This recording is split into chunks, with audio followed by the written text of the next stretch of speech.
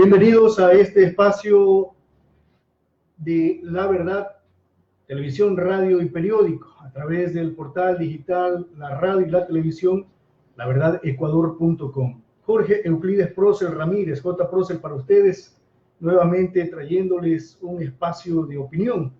Esta vez nuestro invitado, ya lo habrán reconocido, Fernando Balda. Buenas tardes, Fernando.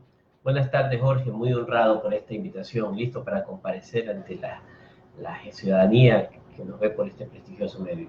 Dígame, ¿está celebrando las fiestas de Machala o está en campaña? Bien, ha coincidido, y más bien fue una decisión de nosotros que coincida nuestra gira nacional con la visita a Machala para celebrar su cantonización, ¿no? 195 años de cantonización. Nosotros nos procuremos hablar siempre muy que estamos muy honrados de venir en esta fecha. Un especial saludo a los machaleños y a toda la provincia por este momento importante que están celebrando estos días. ¿Y su candidatura va hacia la presidencia? Bien, yo creo que usted ha hablado con mis enemigos. No, yo lo he visto por ahí en redes, por ahí se anuncia ya que ha empezado, y no solamente usted nos ha visitado en estos días, también hay muchas otras personajes políticos que están también ya en campaña, también estuvo Villavicencio, por ejemplo, su tocayo. Son mis enemigos los políticos los que están hablando mucho de que yo voy a ir a la presidencia de la República. Y no es verdad eso. Y creo que tal vez es porque les preocupa que un hombre joven, nuevo, polémico, correcto, de manos limpias, emprendedor, llegue a la presidencia de la República. Nosotros creemos que es el tiempo y el trabajo por la gente el que pone a los ciudadanos donde corresponde. Y es lo que estamos haciendo, ¿no? Yo continúo con mi carrera política, que se vio interrumpida por hechos que sucedieron y que fueron públicos, y ahí vale el momento para aclarar, ¿no? Yo no hago política porque me secuestraron. A mí me secuestraron por hacer política de la buena, por fiscalizar, por proponer, por ser propositivo, prospectivo en beneficio del Ecuador. Y eso es lo que estamos haciendo. Estamos recorriendo el país conformando un movimiento político que se llama GANA, que quiere decir en sus siglas Gran Acuerdo Nacional. GANA, Gran Acuerdo Nacional, porque creemos que el Ecuador necesita un gran acuerdo. Estamos convencidos que el Ecuador requiere de un relevo generacional en la política, y por eso hacemos un llamado a ese relevo generacional, que no necesariamente tiene que ser solo jóvenes, adultos, mayores, diversos, de todas las razas, todas las etnias, que quieran poner el hombro para sacar el Ecuador adelante. Eso solo lo podemos hacer juntos todos los ecuatorianos. Ya. ¿Y su tendencia, más o menos, es posible a estas alturas creer en la izquierda, en la derecha?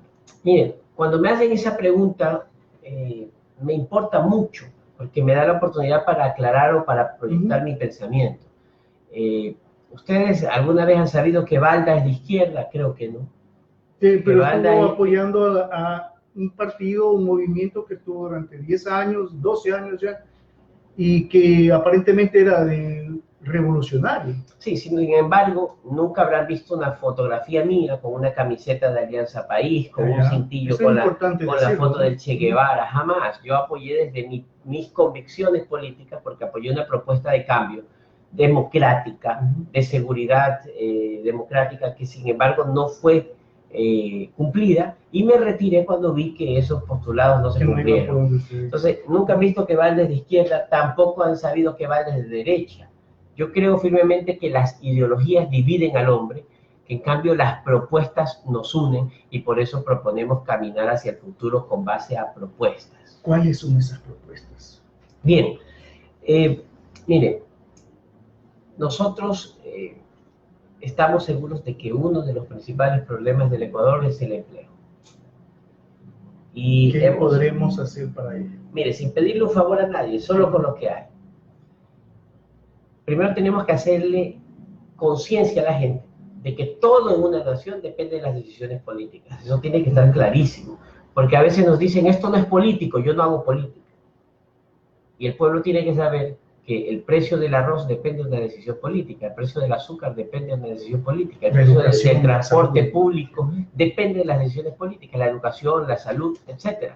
La obra pública que están haciendo afuera de su casa o que falta por hacer afuera de su casa depende de la decisión de un político. Por eso invitamos a pegar ese salto, a que seamos nosotros ahora los que hagamos la política y no los mismos, porque si la siguen haciendo ellos, el resultado va a ser siempre el mismo. Vengo caminando por 8 provincias ya y la gente nos dice, nos han gobernado de izquierda a derecha, pero nuestra situación no cambia. Entonces, decidimos nosotros innovar, ofrecerle al país soluciones innovadoras. Terminando de contestar la pregunta. Empleo. Bono de desarrollo humano. $50 le dan a la gente. Con eso se puede sacar... ¿Eso es bueno o es malo? Con eso se puede sacar a una persona de la pobreza. No se puede. ¿Le quitamos el bono o le aumentamos? No le vamos a quitar el bono, pero podemos hacer algo mucho mejor que darle solamente ese bono. Eso es lo que quiere escuchar la gente. ¿Qué van a hacer para mejorar esa Le situación? podemos decir a la gente, ¿qué prefieres? ¿Que te siga dando $50 mensuales y nunca saldrás de la pobreza? ¿O te puedo anticipar lo que en 4 años te voy a dar, que son 2.400? Y los que reciben $100 reciben 4.800. Te anticipamos el bono para que te pongas una pequeña empresa. Pero, ojo, no te voy a dar el dinero sin fiscalizarte. Hay que hacerle un seguimiento. Fotografiar, filmar el negocio que está poniendo esa persona. Le vamos a comprar nosotros mismos la carreta para las hamburguesas, el tanque de gas, el letrero, la máquina de coser para que ponga el taller de costura, la tiendita. Ahora, lo vamos a documentar en videos y lo vamos a subir en páginas del ministerio competente para demostrar que estamos generando ese emprendimiento. Y aquí se aplica esa máxima que dice, no le des pescado, enséñale a pescar. Pero, ¿sabe más o menos cuánta es la cantidad de personas que hay actualmente recibiendo el bono? Por ejemplo, eso es importante saberlo.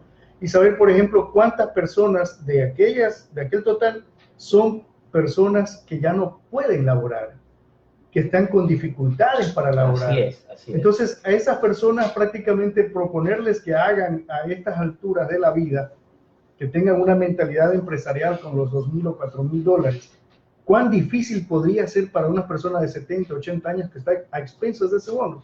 Mire, buena pregunta y me sirve para aclarar. Al contrario, es muy beneficioso. Si bien es cierto, no todas las personas se encuentran en no solo por la edad, sino también a veces por un estado de discapacidad, por una condición de discapacidad. No pueden emprender, no pueden manejar un negocio, pero sí lo pueden solicitar igual, para que el negocio lo emprenda un hijo, un hermano, un sobrino, un nieto, y sea el nieto el que maneje el negocio con el dinero del que se ha beneficiado la persona que recibe el bono. O más bien con un tutor, porque ya estamos en las crónicas rojas saturados de cómo los hijos y las hijas hasta matan a los padres por un pedacito de terreno, por ejemplo. Sí, pero no es en todos los casos. No, yo creo, tengo fe en nuestra gente. Alguien debe de ser tutor y ser garante de eso. Así es.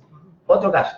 Tenemos un plan que se llama menos impuestos, más empleo. ¿Ya? Actualmente en el Ecuador existen... ¿Cómo hacemos eso? Actualmente en el Ecuador existen 160.000 empresas tributables. El impuesto a la renta que pagan estas empresas al año son $4.600 millones aproximadamente. Si nosotros le decimos a las empresas que el 30% de ese impuesto a la renta lo crucen con el fisco, demostrando que con ese dinero aumentaron su nómina de empleados, si cada empresa logra aumentar en promedio un solo empleado, en promedio, porque unas podrán 10, otras 5, otras 1, otras ninguno, habríamos generado de golpe y porrazo 160.000 plazas de trabajo. Genial, me parece muy bien. Ahora, ¿cuánto es ese 30%? Son $1.280 millones aproximadamente. Quiere decir que ese dinero va a venir al bolsillo de la gente a manera de salario y por ende va a terminar en la tienda, en la farmacia, en el supermercado, en el taxista, en la plaza. Habrá circulante, dinamizamos la economía. Pero eso solamente es en el empresario, pues, el que no ha pagado todo ese 30%. No le entiendo la pregunta. A ver, ¿cómo vamos a hacer? De quienes producen, de quienes tienen las empresas, ellos pagan, dice, un porcentaje, ¿no es cierto? Así es. O sea, los impuestos. Y de eso que se paga, el 30% no se les va a cobrar. O sea, habrá un cruce. Exactamente. Entonces, ese dinero es obviamente que no llega ni al Estado, ni tampoco llega al subempleado. Se queda en el bolsillo del empresario. No, mire. a veces nos preguntan, bueno, esto nos va a generar un hueco fiscal, ¿no? ¿Y cómo vas a hacer para tapar ese hueco fiscal? Primero, las empresas no pueden hacer trampa. ¿Por qué? Porque tienen que contratar a los empleados y eso tiene que reflejar porque tienen que pagar seguridad social. Entonces nosotros vamos manejando la estadística y el control del desarrollo del plan a través de eso, a través de la seguridad social, de que afilen a sus nuevos empleados. Nos van a decir los ortodoxos, los convencionales, bueno, y tú le vas a generar un hueco al Estado de 1.280 millones de dólares. Pero nos olvidamos que ese dinero viene al bolsillo del pueblo a manera de salario y no se va a quedar ahí. La gente se gasta el dinero, va al gasto de las familias y genera IVA, vuelve a generar tributo y dinamiza la economía. Por ejemplo, sería, siguiéndole con esta propuesta de que ese 30%, digamos, que no pague, que sirva para aumentar el salario de la gente. Para aumentar el salario de la gente. Obvio, entonces ahí la gente tiene dinero. Mientras tanto se ha quedado solo en el bolsillo del empresario. Bueno, esa es otra idea, ¿no? Que es muy factible, ¿no? De hecho, Pero yo le veo, seamos realistas, a mí me da mucha emoción cuando veo a un joven con ideas. A mí los bellos que no tengo me emocionan. Y cuando sobre todo ha sido capaz de armar tremendo problema a nivel nacional e internacional, entonces como que tiene la suficiente, como decimos los machaleños, capacidad testicular, ¿no es cierto?, para enfrentar todos los conflictos. Pero a mí me preocupa el hecho de que, por ejemplo, todas las propuestas que hay actualmente para el sector de los trabajadores es de que se les aumenta las horas de trabajo, se les disminuye el salario, se les disminuye ciertos derechos, como por ejemplo decía el señor, alguien de Quito, que los trabajadores están cansados de trabajar en un solo lugar, cuando supuestamente ese es un derecho a la estabilidad. Entonces, lo que están buscando es más bien que no haya ninguna estabilidad para los trabajadores y poderlos renovar, poderlos cambiar cuando simplemente el empresario decida que quiere cambiarlos por cualquier motivo. ¿Qué hacemos con esas propuestas que actualmente se están debatiendo y que de seguro se van a decidir en el transcurso de lo que queda del mes? Bueno, eso hay que seguir debatiendo. Mire, el tema de los trabajadores es un tema que no ha podido ser solucionado ni siquiera por el paso de gobiernos que se llamaron, entre comillas, progresistas, que tuvieron más contacto con los gremios de los trabajadores, etc. Se tiene que llegar a un gran acuerdo, a un gran consenso. Nosotros tenemos que velar no solamente por los obreros, no solamente por los médicos, sino también por los agricultores, por los médicos, etcétera, etcétera. Vamos a seguir trabajando. Nosotros hemos programado una mesa de trabajo dentro de 15 días en Guayaquil, en donde van a venir diferentes organizaciones, gremios de los trabajadores, de los transportistas, de los médicos, para escuchar sus problemas. Por eso hemos llamado a este plan de trabajo el de generar un Estado comunitario. ¿En qué consiste esto? ¿Cómo es el Estado comunitario? En elaborar una propuesta hacia el año 2021 a partir del contacto con las comunidades. ¿Por qué existen estos problemas como el de los trabajadores ahora? Porque los legisladores no han tenido verdadero contacto con las comunidades, con las juntas parroquiales, con los gremios, con las organizaciones. Y por eso cuando ellos plantean sus soluciones, quienes tienen que debatirlas no las entienden en principio. Les voy a dar un ejemplo para que la ciudadanía que nos escucha pueda tener claro hacia dónde vamos y cómo lo vamos a hacer. Miren, esta es una provincia enteramente agrícola. Voy a darle un ejemplo con una anécdota que tiene que ver con la agricultura. Llega un ministro a un área y empieza a explicarles a los lugareños cómo va a convertir a ese sector en una potencia agropecuaria. Les dice que va a importar semilla, que crece más rápido y que da la fruta más grande, que va a bajar los precios de los fertilizantes para que aquello que se siembra en ese lugar tenga un menor costo de producción, que va a generar canales de riego, que va a ampliar las vías para sacar la fruta más rápido. En 30 minutos con un PowerPoint, de boca convirtió a esa comunidad en una potencia agropecuaria. Cuando ya dialogaba con la gente, le llamó la atención ver un poste que estaba allí, que a 4 metros de altura tenía una raya amarilla pintada, fosforescente allá arriba. Y le pregunta a la gente, oye, ¿cierto? ¿Y esa raya amarilla ya qué significa? Y se para un señor y le dice, mire, ministro, lo que pasa es que aquí, cuando llueve, se inunda y el agua llega hasta allá arriba. Entonces ese plan del ministro de convertir eso en una potencia, ese sector en una potencia agrícola, se fue abajo en 2 segundos. ¿Por qué?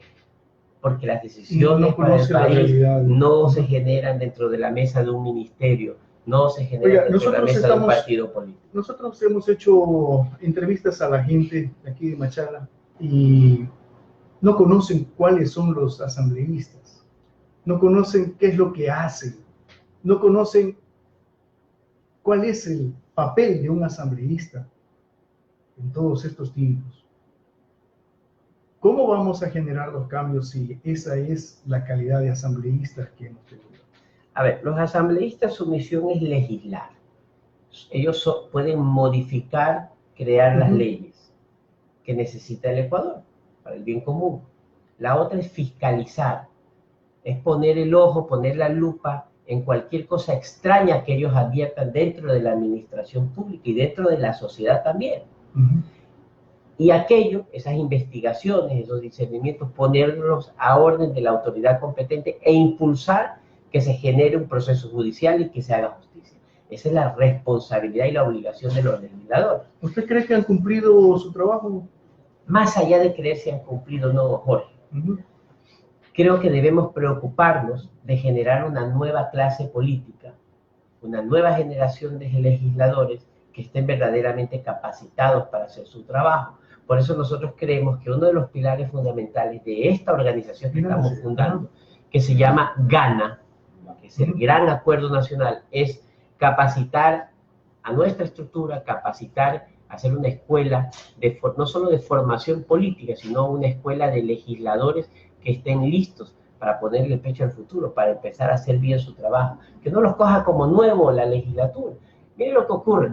Normalmente vemos los partidos y movimientos políticos que candidatizan a algunos actores, pero que terminan siendo actores de novela, de gincanas, de circo, etcétera. Es una irresponsabilidad. Yo no puedo ponerme a abrirle el pecho a un ciudadano y operarlo del corazón porque lo voy a matar. No me puedo poner a construir un edificio porque se me va a caer. La clase política debe ser responsable. Nosotros somos políticos y estamos haciendo un llamado a esa responsabilidad. Prepararnos para tener conocimiento, siempre debatir desde el terreno de la argumentación, de las ideas, tener un centro de pensamiento y poder formar verdaderos actores políticos. Hay 2 cosas que me gustaría preguntarle, Fernando. Sobre el matrimonio igualitario, que es un tema que ha preocupado mucho a la familia ecuatoriana. Y 2, sobre si es verdad o no que Galápagos es un portaaviones natural. A ver, nosotros... Y le digo, me interesa esto porque, bueno, usted está el posible candidato hacia la presidencia y quién quita que después de 2 años sea el presidente. Nosotros hemos solicitado al Consejo Nacional Electoral se nos entreguen los formularios para recoger firmas e ir a una consulta popular para impedir el matrimonio igualitario. Y se lo voy a decir por qué. ¿Por qué? ¿Qué es matrimonio igualitario? Es una propuesta que impulsan las personas que ejercen sus preferencias de homosexualidad, bisexual, transexuales, lesbianas, etc. Están en su derecho. El Estado y el resto de ciudadanos, nosotros, los actores políticos, tenemos el deber, la responsabilidad de velar por sus derechos, que se respeten sus garantías, pero no promover sus preferencias. Ellos quieren que mediante la modificación de nuestra Constitución, por ley, puedan contraer matrimonio entre 2 hombres y 2 mujeres. O 2 mujeres. Nosotros estamos convencidos de que la familia es el pilar fundamental de la sociedad y se tiene que respetar. No estamos yendo en contra de sus derechos, no nos equivoquemos y no nos dejemos confundir por algunos. Quieren hacernos creer que queremos atropellar sus derechos. Discúlpenme, ellos no tienen ese derecho. No está consagrado en la Constitución que ellos puedan contraer. Pero ellos pueden, y supóngase que lo convoquen y la mayoría dice, ya, está bien, démosle el matrimonio. La Corte Constitucional ha dado de paso hecho, ya lo ha hecho, a sus pretensiones. No sabemos ¿Cómo pudo ser esto posible? Porque dos jueces pues tenían causas siguiéndole al Estado contra eso, entonces ellos tuvieron la oportunidad de ser juez y parte y quién sabe, ahí mire, para ellos también poder casarse luego. La Constitución es clara, en el artículo 67, matrimonio es entre hombre y mujer.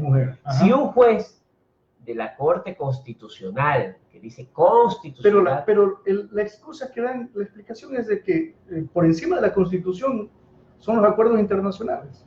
Sí, pero no es ley todavía. Entonces, esto se ha enviado a la Asamblea, tendrá que ser enviado a la Asamblea para que sea la Asamblea la que someta primero, segundo debate, a votación, para ver si es que accedemos los ciudadanos representados por los legisladores a establecer en nuestra Constitución que el matrimonio igualitario sea un derecho. Como usted decía, estos jueces que defendieron siempre estas causas de las personas homosexuales, bisexuales, transexuales, que están identificados con esos sectores, que uno no sabe si ellos también lo sean, ejerzan la homosexualidad, la bisexualidad, la transexualidad, no lo sabe. Tal vez puede ser algo que ellos ejercen y está escondido. Evidentemente podrían tener una preferencia en ese sentido. Pero ¿a qué voy? Que así como los LGTBI tienen derecho a que 5 ciudadanos jueces, 5, contados con la mano, 5, les den la razón, nosotros también tenemos derecho a solicitar una consulta popular para que sea los 17 millones de ecuatorianos representados por los 14 y un poco más de millones de ecuatorianos que estamos empadronados en el Consejo Nacional Electoral, decidamos si queremos o no legalizar el matrimonio entre hombres y mujeres. Pero ¿saben por qué reaccionamos nosotros a esto? Porque ellos complementaron sus pretensiones diciendo públicamente que esto del matrimonio igualitario es solamente un peldaño en la escalada a donde ellos quieren llegar, que es también lograr que nuestros hijos, que los niños, que los menores de edad puedan declararse legalmente homosexuales en su minoría de edad, o transexuales. Y discúlpenme, eso yo desde mi posición ciudadana puedo decir, no lo vamos a permitir. Dígaselo a quienes le están viendo, a quienes les están... Sí, mire, tranquilidad para el pueblo ecuatoriano. Lo único que necesitamos es que nos sigan dando su apoyo. Yo le aseguro a toda la ciudadanía que esa pretensión de unos pocos de que nuestros hijos, nuestros menores de edad, puedan legalmente declararse transexuales, consideramos aquello una aberración y no lo vamos a permitir. Ustedes han visto cómo hemos luchado, cómo hemos combatido a grandes monstruos de la política, cómo hemos derrotado a estos grandes criminales. Hoy por hoy, esos que tenían todo el poder, tenemos algunos con boleta de prisión y prófugo de la justicia. Y con la misma entereza, con la misma fuerza y fortaleza que nos dedicamos a combatir ese mal, yo les aseguro que vamos a ponerle el pecho a esta causa y no vamos a permitir que se metan con nuestros hijos. No lo vamos a permitir y solo les voy a pedir a ustedes, los ciudadanos, que nos regale cada uno una firma, nada más, que le dediquemos un día de nuestras vidas al futuro del país, al futuro de nuestros hijos, saliendo a las urnas cuando tengamos ya los formularios, primero a poner su firma y segundo a sufragar en contra de esta pretensión. Queremos saludar a quienes nos están viendo en La Verdad Televisión, Radio y Periódico y cadena de medios La Verdad, así como a quienes nos siguen también en el portal digital laverdadecuador.com. Agradecemos los comentarios, agradecemos su tiempo, no vamos a leer los comentarios maliciosos, por decirlo menos, pero sí vamos a leer las preguntas que, por ejemplo, tienen su altura. Adelante, presidente, métalo preso a Correa, que devuelva la plata. El IES, esta preocupación esto lo dice Pedro García, Feunas Tosawa. El IES manejado por los gobiernos de turno ha venido siendo la caja chica. Todos los gobiernos se han apropiado de los fondos de los asegurados y lo han conducido a la quiebra. Ahora se desarrolla una campaña para decir que la salvación del IES exige aumento de las aportaciones de los afiliados y el incremento de los años para la jubilación. Interesante propuesta, tema que algo interesante con respecto a este tema del IES. El IES no solamente el IES, es, como dice su nombre, el Instituto ecuatoriano de seguridad social. Y dentro de esa seguridad está también la seguridad que los ciudadanos tienen a tener un efectivo acceso a la salud pública. Recordemos que nuestras aportaciones sirven para recibir un sistema de salud adecuado. Sin embargo, cuando nosotros vamos a un hospital público, mi hijo fue hace unos par de meses a un hospital público y le dieron cita con el traumatólogo para después de 4 meses. Ajá. En Guayaquil, un señor que tuvo un infarto, un preinfarto, nos contó que le dieron cita con el cardiólogo para después de 3 meses. Eso no puede seguir sucediendo. Debería darnos vergüenza solamente contar aquello. Mire, yo creo que el sistema de aportaciones del IES debe de mantenerse tal cual, no debe de aumentar. Los ciudadanos pueden tener acceso a los créditos hipotecarios, quirografarios, prendarios, seguir teniendo acceso a la cesantía mortuoria, etcétera, etcétera. El problema es en qué están siendo empleados estos recursos en el tema de salud.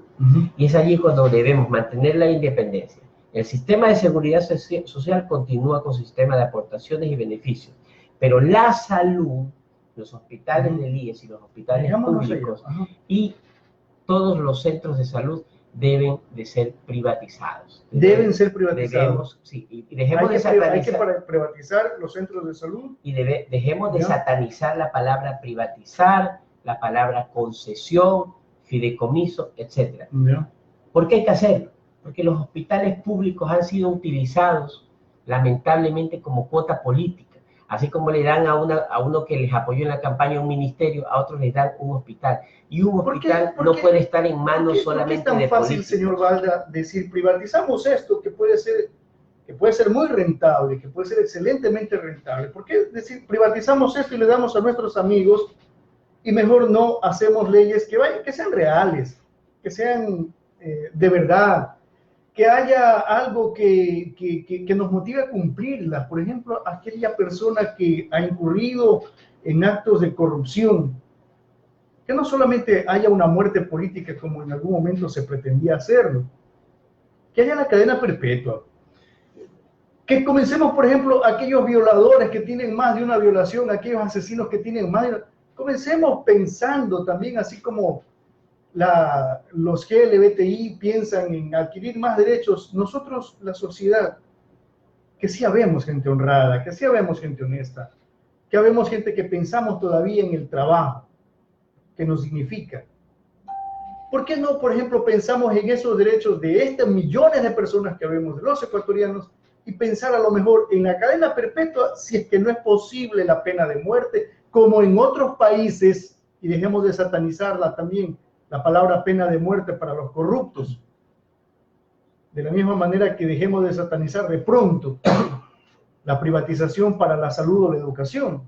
Pensemos en la muerte definitiva, real, objetiva, de todas estas personas que meten la mano en el dinero que no le corresponde. ¿Por qué es tan fácil privatizarlo y no hacer leyes que realmente... Es una de las salidas. Yo estoy de acuerdo con que podemos endurecer las penas, no solamente para ese tipo de delitos, para delitos de terrorismo, que ya nos está afectando. Ojo, cuidado, porque en algún momento usted también pudo haber sido acusado de terrorismo, y eso es muy discutible. La cuestión de terrorismo pues, es muy discutible. Lo otro es que a usted le comprueben que ha violado ya por 2 ocasiones. Sí, pero el terrorismo real. No. El terrorismo real hablo como un terrorismo de la FARC, que ya está afectando al Ecuador, como el narcoterrorismo, que es el narcoterrorismo de la FARC, que ya está afectando al Ecuador. Ya nos mataron 3 periodistas, ya secuestraron y mataron a una pareja en Santo Domingo, y quién sabe a cuántas más, y no sabemos. Oiga, es que este gobierno ha sido el más sangriento de todos los tiempos. Hace usted alusión a ellos, pero también son 49, si mal no recuerdo, personas privadas de la libertad que han muerto, que han fallecido mientras estaban bajo vigilancia del Estado. Bueno, antes de bajo vigilancia del Estado. Es que ya tenemos 3 temas aquí, están pendientes los 3, ¿verdad? Ajá. Estamos hablando de la seguridad social, la privatización de la salud, estamos hablando del terrorismo y estamos hablando ahora de la seguridad carcelaria, de la rehabilitación social. Voy a terminar brevemente los 3. Vamos. Ok. ¿Por qué privatizar los hospitales? Porque si usted los privatiza, Simplemente sigue pagando lo mismo de su seguridad social, pero cuando va a un hospital va a ser atendido como una clínica Los privada. hospitales del seguro. Todos. Porque pregúntele a la gente, ¿quiere que la salud siga estando en las mismas manos de los políticos que son cuota política? Mire ahora, 17 millones de dólares estafaron a los hospitales públicos con medicinas caducadas, juicio que sacó adelante uno de nuestros abogados, el doctor Felipe Rodríguez. Si esto está en manos privadas, no se van a estafar a ellos mismos, no van a comprar medicina caducada porque no se pueden estafar, porque tienen que producir.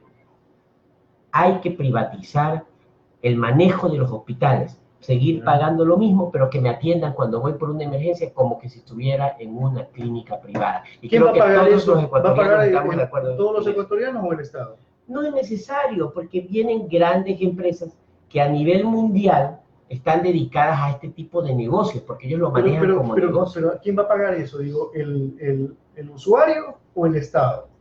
Alguien tiene que pagar eso. No, es que son los usuarios de su bolsillo tienen que pagar. Los que aportan al IES, lo que vamos a hacer pero es que en los hospitales del ministerio, los subcentros, es gente que no está asegurada. Pero recordemos que la atención es gratuita y eso se va a mantener. Eso no va a cambiar porque la corrida financiera es la misma. Nosotros vamos a privatizar la atención. Hay que dividir porcentajes. El Estado puede quedar con un 40% y la empresa que viene a invertir y viene a privatizar cobra el 60%. Exactamente. Al usuario. Pero no cobra. ¿Cómo? Tiene que seguir habiendo la atención porque siguen siendo hospitales públicos. Bueno, vamos a ver. Listo. Okay. ¿Qué más? Listo.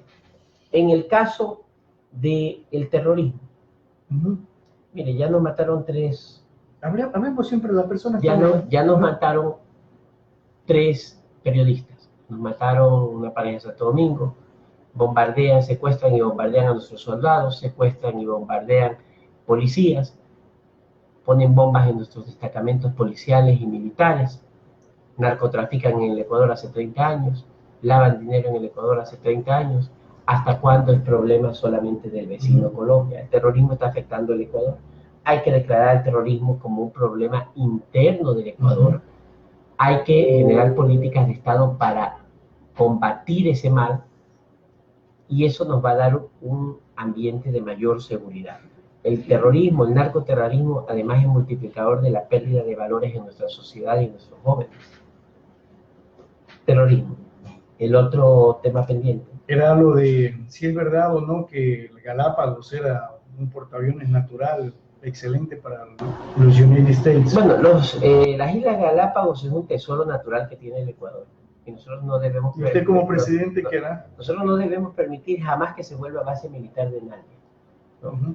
Galápagos, ni de nosotros mismos. Ni siquiera de nosotros. Galápagos es un paraíso y eso hay que cuidarlo. No se ve a los que han ido a Galápagos, pero tiene que saber que uno para llegar hasta la playa tiene que dejar el vehículo tal vez 2, 3 kilómetros de la playa y uno entra a unos senderos y va caminando hasta allá. ¿Para qué? No lastimar. Para que el ruido, el smog no ahuyente y no maltrate a las especies. Por eso cuando usted está en una playa de Galápagos y se sienta en la arena, los pajaritos vienen y se le sientan encima, en los brazos, en la cabeza. Y es tan bonito porque no le tienen miedo al ser humano, es un paraíso. Si nosotros vamos a permitir que en nuestras islas vuelen aviones militares, que se convierta en una base militar, vamos a destruir Galápagos. ¿Qué hará usted como ciudadano ante esta propuesta del señor Moreno y de los militares que quieren estar de a buenas con Mr. Donald Trump? Bueno, seguir nosotros alzando nuestra voz de protesta con base a lo que creemos. Vamos a seguir tomando posiciones a diferencia de otros que no toman posiciones, que primero ven el cálculo político si les va a convenir o no. Muchos decían no hables sobre el tema del matrimonio igualitario porque te vas a echar en contra de la gente que sí lo apoya. No, yo he hablado con gente que es homosexual, con bisexuales, con transexuales, con lesbianas y me han dicho nosotros ejercemos nuestra libertad, lo que nos gusta, pero tampoco estamos de acuerdo que nos podamos casar entre nosotros. Creemos que a eso no tenemos que llegar. Realmente son unas minorías. Por eso queremos es una minoría con algo de poder, ¿no? Que eso se debata en las urnas, que sea el pueblo el que decida al final. Listo. No sé, algo más que tenga Fernando que decir. Sí. Dirigiéndose a la gente, ahí está la gente viéndole. Sí, miren, nosotros creemos que es necesario descentralizar el Estado. ¿Cómo lo descentralizamos? Queremos un trámite en el Ministerio de Agricultura, hay que ir a Quito. Tenemos que hacer un trámite en el Ministerio de Educación, hay que ir a Quito. En el Ministerio de Energía y Minas, a Quito. ¿Por qué tiene que estar un Ministerio de Agricultura a 2.800 metros de altura cuando los sectores productivos están en la costa ecuatoriana? O un Ministerio de Acuacultura cuando los sectores productivos en ese sentido están para cuestiones de camaroneras y todo eso, cuestiones de pesca, resolvíase los problemas en Loja. Imagínate. ¿Qué le parece? Vea, yo le voy a hacer una propuesta aquí a los ciudadanos. El Ministerio de Deporte, ¿dónde debe estar? En el Chota, con sucursal en Esmeraldas. El Ministerio de Agricultura debe estar o aquí en la provincia del Oro o en la provincia de Los Ríos, en frontera con Guayas. El Ministerio de Comercio Exterior el Ministerio de Comercio debe estar en Guayas. El Ministerio de Ambiente en Morona, Santiago. Por ejemplo, ¿no? El Ministerio de Turismo en la Ruta del Sol, pues en la Ruta del Espóndilos. Y así, sucesivamente, los ministerios en los lugares donde sus competencias son más beneficiables para los ciudadanos. Además, esa burocracia la distribuimos, generamos plazas de trabajo también en las provincias. Los ciudadanos están más cerca de lo que necesitan. Quito es una ciudad cosmopolita precisamente porque tiene ciudadanos de todas las provincias.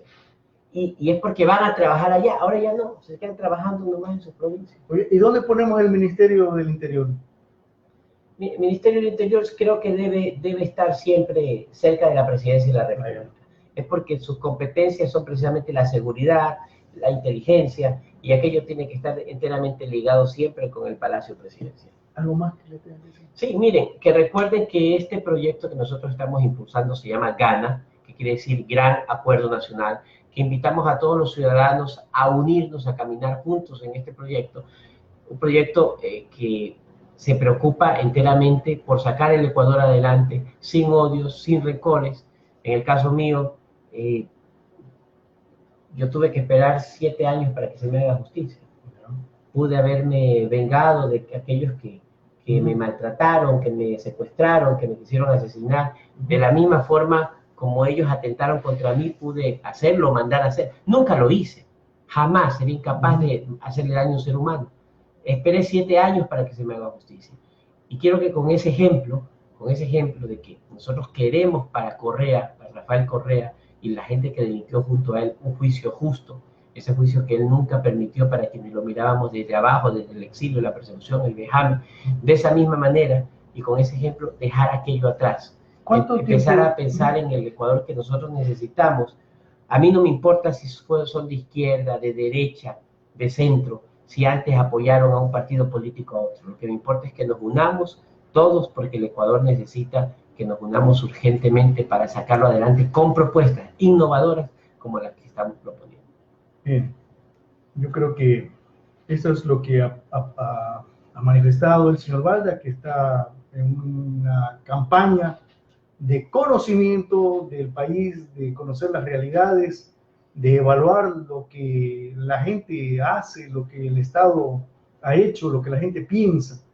Y eso en alguien que tenga un proyecto a gran escala como es de llegar a la presidencia me parece positivo. Hay algo que todavía nos inquieta, Fernando.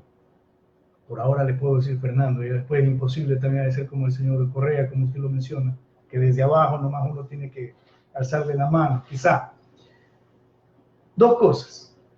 Una, por ahí alguien pregunta cómo se financia usted todos esos viajes, cómo se mantiene usted, su familia, y si es que ya, o cuánto tiempo de pronto habrá que esperar para lo que usted declaró en una entrevista que le hicieron en el periódico El Universo, de que usted va a pasar a la historia, usted pasará a la historia por ser el hombre que metió a la cárcel a Rafael Correa.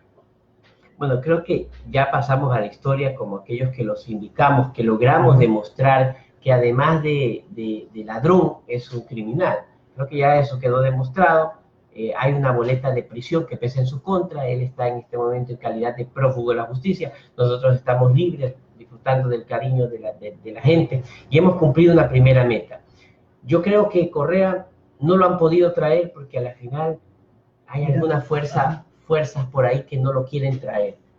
Pero si quiere mi respuesta, yo sí le puedo prometer a los ciudadanos a través de este medio de comunicación que así como les prometí un día que iba a lograr boleta de prisión contra Rafael Correa, asimismo les prometo que si me ayudan a llegar a la meta del año 2021, yo se los traigo a Correa. Y ustedes saben que yo sí lo traigo. Para que responda, no por el secuestro de Balda, eso ya es pasado, para que responda y devuelva el dinero que ha robado y también por los crímenes que cometió contra otros que no sobrevivieron, contra aquellos a los que sí los pudieron asesinar. Por eso invito a la gente a estar ahora del lado del bien, del lado de la gente buena. Es importante saber que Correa no es el único. Hay una gran cantidad de funcionarios públicos que delinquieron. Nosotros hemos hecho una investigación y tenemos una lista de 500 corruptos de la década pasada, de 500 funcionarios corruptos de la década pasada. Por eso también me comprometo que en materia de fiscalización y de combate a la corrupción, si me ayudan a llegar al año 2021, voy a meter presos o a procesar a 500 corruptos de la década pasada. Por eso es que tienen miedo, por eso es que usted dice que ha escuchado por ahí que andan diciendo que vamos a ir a la presidencia de la República. Pero si usted dice que vamos al 2021 con el gran proyecto. Con un proyecto nacional, pero siempre he dicho que es el pueblo. Podría ser también a la asamblea. Que es el pueblo y el trabajo por la gente el que lo ponen a cada cual donde corresponde, ¿no? Tal vez los que critican es porque tienen miedo que un hombre de a pie, un hombre como yo, llegue a un espacio de poder al 2021, y aquellos que preguntan que cómo nos financiamos, creo que tal vez lo preguntaron por allí, que es una pregunta típica del correísmo, como para hacer creer... Yo creo que eso es normal, o sea, no, y además de pronto ser correísta no es ningún pecado. No es pecado. En un momento lo fue el 80 y pico % del Ecuador. De hecho, nosotros también apoyamos... De hecho, usted también apoyó y ayudó a que gane Correa. Sin embargo, nos dimos cuenta a tiempo. Mire, lo hacemos como se hacen las campañas, ¿no? Cuando llega Fernando Balda a una provincia, nuestro cuadro político ya tiene listo el almuerzo, la merienda, algún compañero nos presta la casa para pernoctar, para dormir. Qué bien. Y de esa forma andamos por el país, ¿no?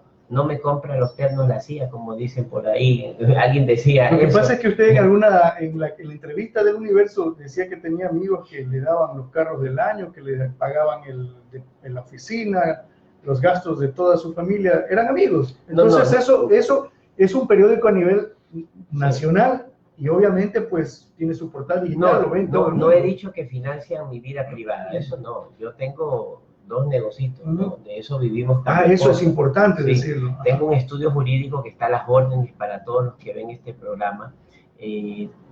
Trabajan conmigo 12 profesionales del derecho, de civil, penal, laboral, societario, etcétera. Yo soy emprendedor, soy el único que no soy abogado, pero soy dueño del estudio con mi esposa. Y a partir de ellos damos ese servicio a la sociedad. Además, quiero que sepan que todos los casos de abuso sexual a mujeres y menores de edad los atendemos totalmente gratis, de forma gratuita. Es un servicio que damos a la comunidad.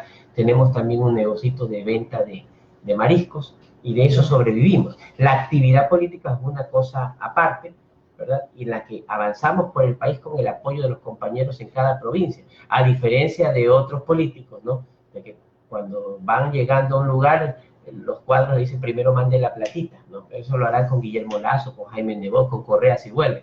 Pero en cambio nuestros cuadros, ve, aquí está, estoy durmiendo en la casa de mi amigo Manuel Dávila, ¿no? Otro amigo nos llenó el tanque de diésel porque la camionetita es a diésel, otro amigo nos dio el desayuno, otro el almuerzo, tenemos en la noche, Celso Berleche nos ha invitado un cafecito con unas humitas, y así, esa es la única forma de hacer política de la buena, que eche raíces y que haga historia. Bueno, fueron las palabras de Fernando Balda, un joven como ustedes lo han visto, capaz de proponer cosas interesantes, con valentía para llevarse inclusive toda la oposición en algún momento del país, y que gente como él, necesitamos gente que no le tenga miedo, a nada, a lo que se pueda decir. Lo importante es expresar de manera clara y frontal las cosas que uno piensa. Como medio de comunicación, como siempre, abrimos las puertas y le damos espacio a todos quienes lo solicitan. No complacemos a las personas que han hecho las preguntas y que han escrito cualquier cosa en esta transmisión. No vamos a complacer en leerles. Ustedes sabrán qué es lo que hacen con su odio. Jorge Euclides Prócer Ramírez, J. Prócer para ustedes, desde el portal digital laverdadecuador.com.